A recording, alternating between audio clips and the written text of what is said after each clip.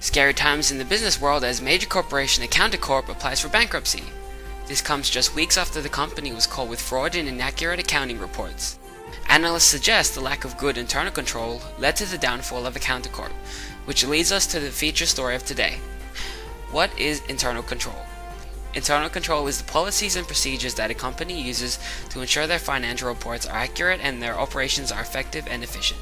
Without strong internal control, just like Accountant Corp, a business can fall into fraud or have their funds lost without the chance for the company to fix the issue. So how does a business create strong internal control?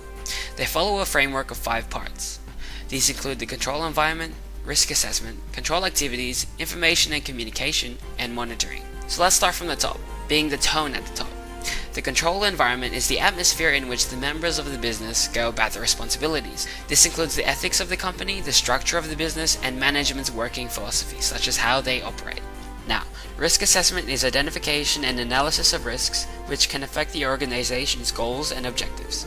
Once identified, the business proceeds to analyze the risk and whether the business will need to take measures to remove the risk. So, how does the business address these risks? This is where control activities come in. Control activities are how organizations combat risks through procedures and policies. Activities include establishing responsibility, maintaining documentation, segregating duties, physical security, and independent verification. Next is information and communication. This is the effectiveness of communication of information within the organization.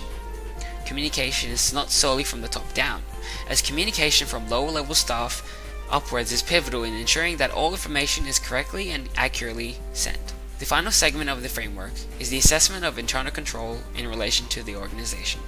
This is monitoring. This can be done through ongoing activities. Monitoring can also be done through separate evaluation. Overall, it seems as though internal control is problem-free and foolproof. Yet, with further thought, limitations can be found with internal control.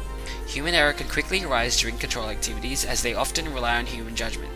The second limitation is whether the control activity is beneficial to the business if implemented or too costly to employ. However, the benefits of implementing good control cancel the limitations of the procedures. With proper internal control, a business can nearly guarantee that their operations are efficient, their accounting reports are accurate, and that the organization is abiding by the laws set by the company. This has been 24 News signing off.